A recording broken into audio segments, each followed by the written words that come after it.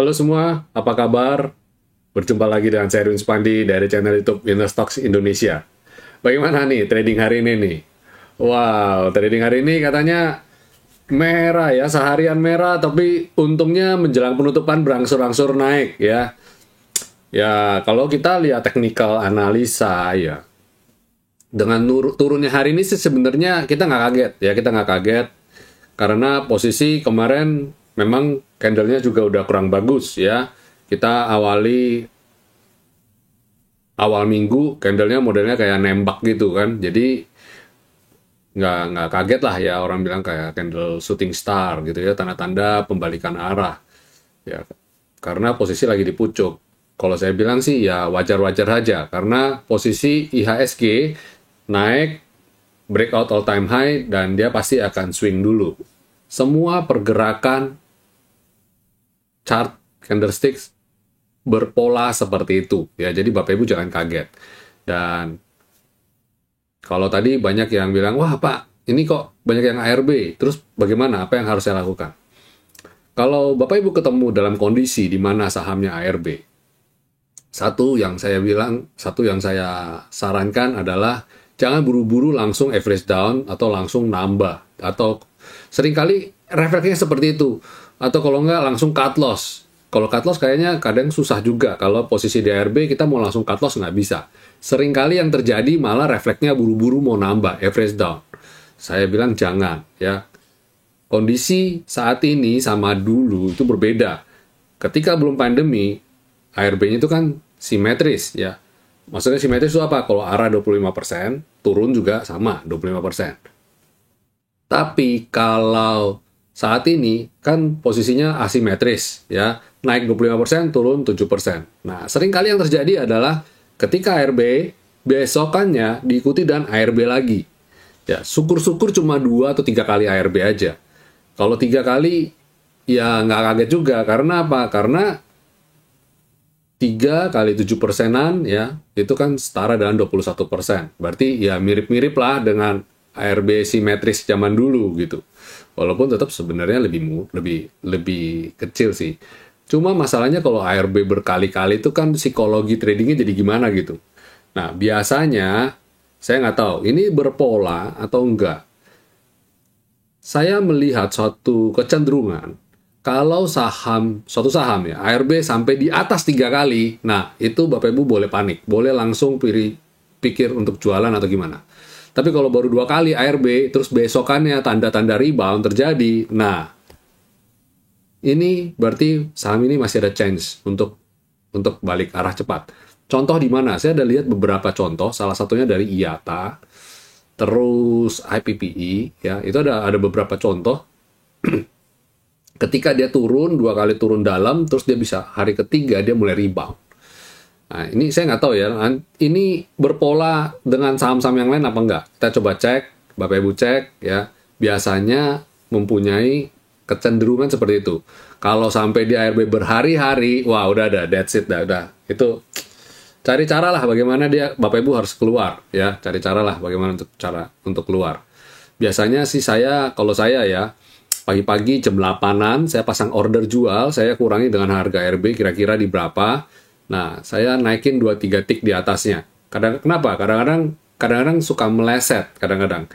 Kalau langsung dikurangi 7%, kadang-kadang nggak sampai 7%, bahkan kadang cuma 6,9% atau 6,8% itu sudah posisi ARB.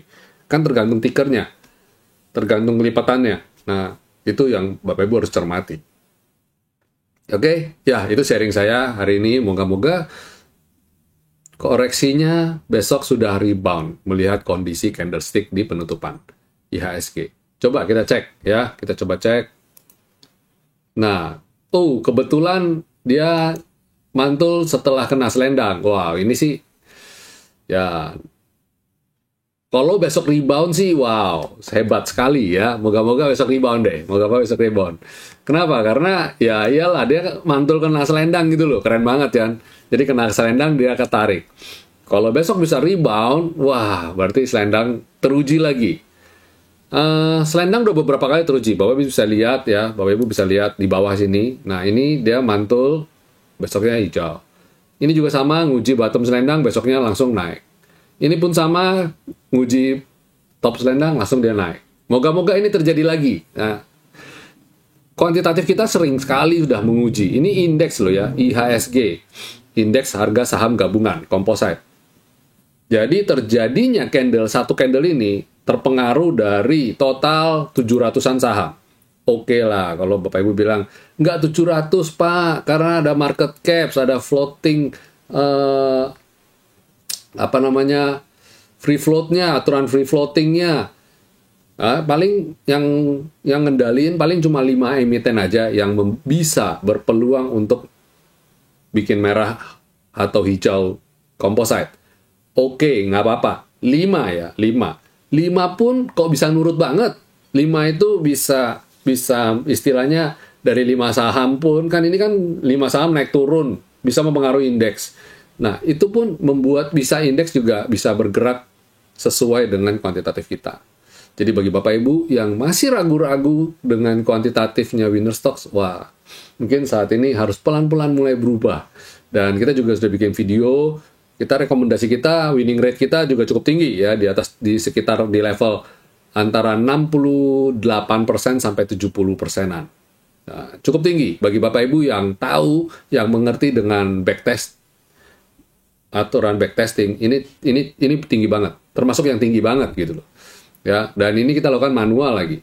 Saya memberikan rekomendasi saham setiap harinya selama 1 minggu kita review.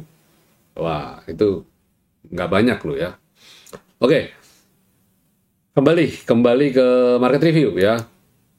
Hari ini IHSG asing masih net buy 730,3 miliar dengan transaksi harian yang masih besar 11,4 triliun. Wow, keren banget. Ini masih cukup besar ya. Dan bagaimana kondisi besok ya? Seperti biasa, kalau lihat kondisi gini jangan kaget kalau besok rebound ya. Moga-moga rebound lah. Ya, moga-moga segera rebound. Dia menguji selendang rebound. Wah, itu keren banget lah. Kalau lihat weekly-nya gimana? Toh ini juga hari Selasa ya, besok hari Rabu pertengah minggu. Nah, kalau lihat kondisi kayak gini sih aman ya, masih aman sekali untuk segera lanjut break all time high-nya lagi di minggu ini. Ya. Oke, coba kita cek sektoralnya. Waduh, keren banget, sorry. Nah, ini sektor basic. Lihat nih, tuh ya, kena bottom selendang dan dia naik. Nah, sektoral ini pun sama dengan composite ya. Luar biasa sekali ya. Kena garis dia rebound. Sampai kaget juga saya. Consumer cyclicals ya wajar ya, setelah dia beberapa hari naik dia bikin gini. Kemarin udah saya warning sektor ini. Jadi nggak kaget.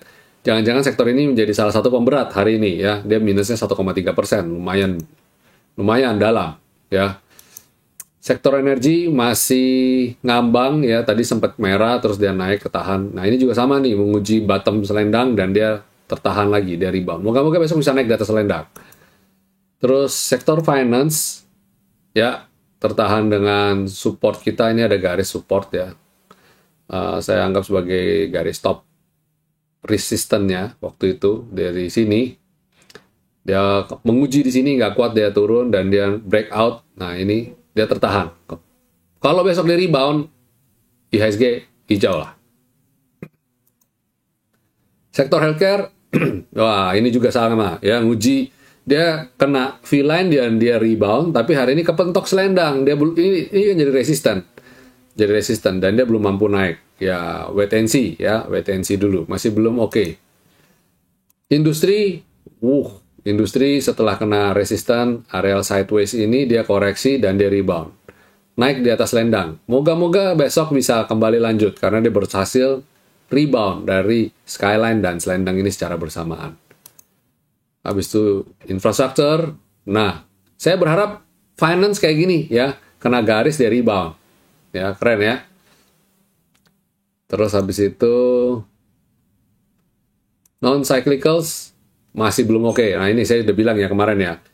Beberapa waktu dia nggak bisa naik dari skyline. Jadi kalau saya lihat dia koreksi, kemungkinan besar masih koreksi dan dia koreksi beneran. Good news-nya dia masih ada di atas selendang. Tapi kalau besok dia lanjut turun lagi di bawah selendang, masuk ke dalam selendang lagi, bubar jalan ya.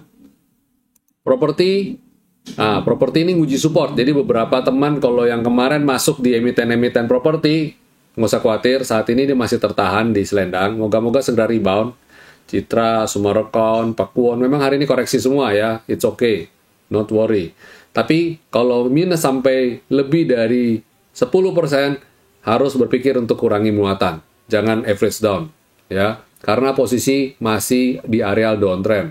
Dia belum mampu naik di atas skyline ini, ya. Jadi, secara jangka pendek dia masih downtrend. Jadi jangan buru-buru untuk nambah lagi, untuk average down lagi, jangan. Duduk diam dulu lah setidaknya, ya. Tekno ya masih belum oke ya. Dia mau naik ke atas selendang belum mampu. Artinya secara jangka pendek pun dia masih koreksi, dia masih downtrend. Jadi hindari dulu. Terakhir adalah saham transportasi. Nah, dia nguji bottom selendang nih. Kalau jebol bottom selendang jualan dulu ya. Tapi kalau dia bisa rebound, nah sekali lagi nggak cuma di composite, nggak cuma di basic, nggak cuma di energi. Di transportasi pun dia nguji selendang dan dia bisa potensi rebound. Moga-moga terbukti ya. Ya, itu secara sektoral kita. Dan bagaimana dengan rekomendasi saham-saham emiten yang bisa kita rekomendasikan. Sebelum saya masuk ke rekomendasi, jangan lupa Bapak Ibu silakan subscribe dulu channel YouTube kita. Dan jika Bapak Ibu belum mendapat notifikasinya, pastikan Bapak Ibu tekan tombol loncengnya. Jadi Bapak Ibu di sebelah itu ada tombol lonceng ya. Jadi di YouTube itu, tahukah Bapak Ibu kalau di YouTube itu ada tombol loncengnya. Jadi kalau Bapak Ibu tekan tombol lonceng itu setiap kali kita upload ya video-video Premiere, biasanya setiap jam 8.30 pagi kami akan upload. Bapak Ibu bisa nonton dulu. Jadi sebelum market mulai, Bapak Ibu nonton dulu video kita. Dan jika Bapak Ibu mendapat manfaat dari video-video kita, jangan lupa untuk share dan berikan jempol. Oke, ya. Lanjut ya. Dengan rekomendasi kita. Tadi saya sudah bikin catatan, seperti biasa, as usual, selalu saya bikin catatan. Oke, ini dia. Pertama, yang bisa kita rekomendasikan adalah Indosat. Indosat ini mencoba untuk keluar dari bottom, ya, downtrend, area downtrend berat. Goalnya dia harus mampu naik ke atas skyline, yaitu di atas 5.960-an something. Kita bulatin aja. Harus bisa naik di atas 6.000. Kalau bisa naik di atas 6.000, sedikit lebih kita bisa bernapas lega. Karena selama ini dia belum bisa naik di atas skyline. Ya. Dia belum pernah naik di atas skyline. Jadi kalau dia bisa naik di atas skyline, oke, good. Oke. Asing juga ternyata dalam beberapa waktu terakhir ini diam-diam dia ngumpulin. Ya. Mulai dari beberapa hari yang lalu, mungkin dia lebih dari seminggu yang lalu, 10 hari lah, 10 hari dia udah ngumpulin, asing mulai masuk. Jadi silakan atur strateginya. Terus habis ISAT ada Elsa. Jeng Elsa ini udah lama sekali saya nggak rekomendasikan. Seringkali saya rekomendasikan itu temennya, partnernya, yaitu Medco. Nah, sekali ini chartnya lebih bagus Elsa, jadi saya rekomendasikan Elsa. Ya, Elsa lumayan, silakan atur strategi, dia pullback, naik di atas selendang, cakep nih. Ya, teruji banget, nurut sekali sama selendang kita. Habis Elsa ada Java juga mirip-mirip sama Indosat ya, dia keluar dari bottom, dari support, naik di atas selendang. Pertama, goal kita dia harus bisa naik di atas V-line ini dulu. Challenge kita. Spekulatif buy, sifatnya masih spekulatif buy. Nah, silakan atur strategi. Moga-moga bisa sampai ke ini, T3 ini. 1765. Atau mungkin level 1800-an. Mungkin bisa sampai sini, moga-moga ya. Lumayan, sampai sini 10%-an. Wow. Lanjut, ada Jasa Marga. Jarang-jarang juga, rekomendasi Jasa Marga. Berusaha comeback ya, berusaha comeback.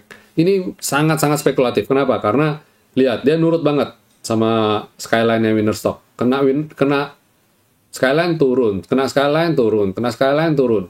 Dan sekarang kena skyline turun. Tapi dia, good news-nya, dia tertahan di selendang. Kalau dia bisa kembali naik di atas skyline, dobrak skyline. Wah, ini keren. Target berikutnya, harapan saya dia bisa naik di atas V-line ini. Di atas 3840. Upside kira-kira 10% juga. Nice.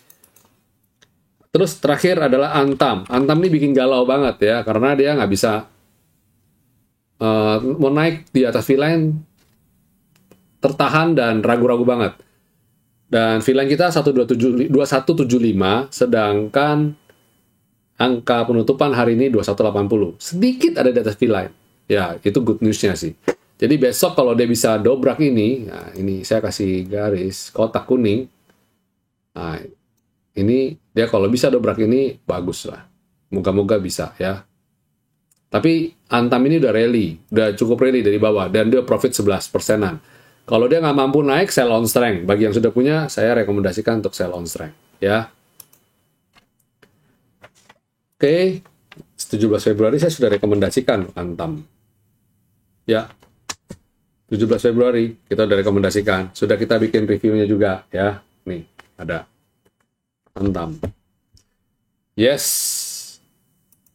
Ya, oke, Bapak Ibu, itu video ulasan kita hari ini ya, market review dan rekomendasi. Terima kasih atas atensinya, atas dukungannya terhadap channel ini, dan saya ajak Bapak Ibu untuk bikin trading plan ya. Jangan trading tanpa trading plan, karena endingnya Bapak Ibu pasti akan banyak ruginya daripada untung. Oke, happy cuan semua, stay safe, stay healthy, and God bless you all.